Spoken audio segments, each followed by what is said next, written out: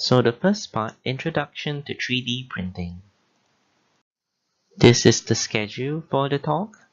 So on this slide, I would like to provide you a definition for 3D printing as mentioned by the American Standard Organization called ASTM. So 3D printing is also known as additive manufacturing. So it's actually a process of joining materials to make objects from 3D model data, usually layer upon layer, as opposed to subtractive manufacturing methodologies such as traditional machining. I think this definition of 3D printing is very technical, so hopefully by the end of this talk on demonstration, you would have your own definition of what 3D printing is.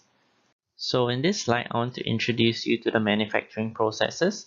There are four classes of manufacturing processes which describe the method to change like a raw material into a desired final geometry. So the first manufacturing process is called joining. So you can think of joining such as like welding or using a glue to glue papers together.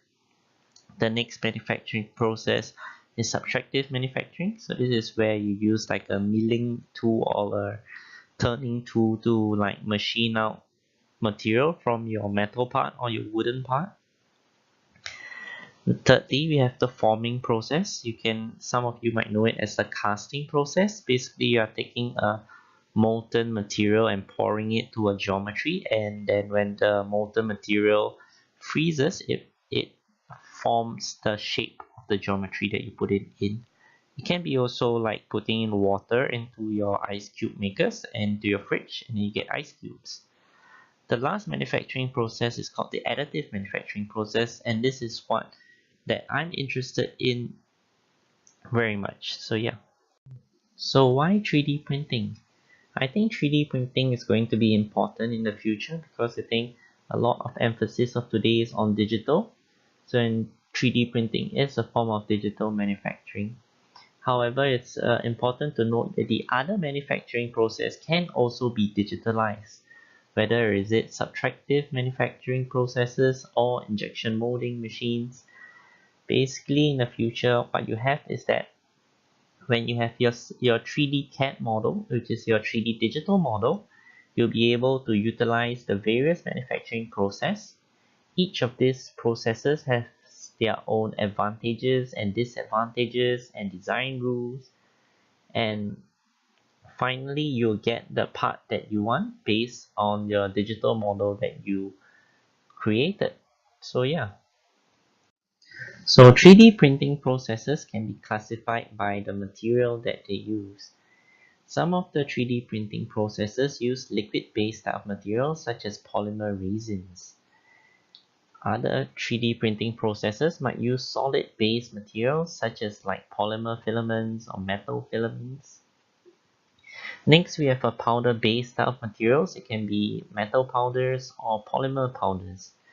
There are also more technical terms to classify 3D printing processes. They are called wet photopolymerization, material jetting, material extrusion, sheet lamination, directed energy deposition, binder jetting, and powder bed fusion. Basically, currently there are a lot of different additive manufacturing processes around. So yeah. So the advantages and disadvantages of 3D printing. One of the advantages of 3D printing is that it allows you for low volume production. Next, it allows you for high complexity in your design and also high customization in your design. Disadvantage is that it usually has a very poor surface finish as compared to a machine surface. It also has a very slow production time, and it's also usually very costly currently. So yeah. So in this talk, I'll be talking about desktop 3D printers. So I wanted to show you a slide on desktop 3D printers, like an introduction for them. So I think desktop 3D printers first started from the Replicating Rapid Prototype project from the University of Bath, England. On the left, you can see a picture of the machine. Basically, 3D printers from then on moved to two different routes. So the first route is that it became open source. So the Prusa i3 is an example of an open source printer that was a derivative from the RipRap project. You can see it's very similar, very simple materials. The other route that the desktop 3D printers took was a closed source commercialized form of 3D printers. So I'm not actually any salesman of UP 3D printers or anything, but you can see an evolution of how the UP 3D printers evolved over the years. So it's first started out with the UP Plus 1 and 2, then it went to the UP Mini 2, and UP Box. You can see the 3D printers taking more of a commercial-like appliance. If you search on Google 3D printing, you can see the following chart as well. Currently, I think the trend now is on actually metal additive manufacturing. Yeah. So I think the main application of desktop 3D printers are in rapid prototyping. So rapid prototyping just means that it allows someone to quickly create a prototype of his idea. In this case, in a physical form that he can touch and feel. So yeah. So now into the key learning objective of this talk is the 3D printing process. So the first part of this process is part ideation. So on the piece of paper in front of you, just draw a simple geometry shape that you can on the paper.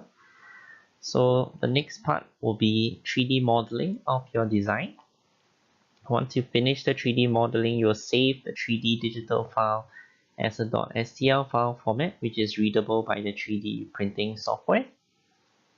So after you input it to the 3D printer software, you arrange the part position and orientation so that it all fits well in the platform. Next, it's important to set up and to calibrate the 3D printers.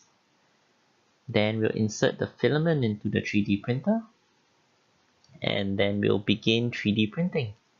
So the 3D printing process usually involves like preheating of the chamber and the nozzle.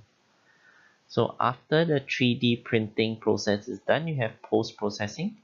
So sometimes there will be support materials that you remove. And then you get the part that you have designed. So yeah. So 3D printing is a very slow process. So for this talk, I decided to 3D print some parts beforehand so that I can pass it around to everyone. So everyone will have a chance to remove a part from this 3D printing platform. And hopefully that will like give you an experience on how parts are produced after they are 3D printed.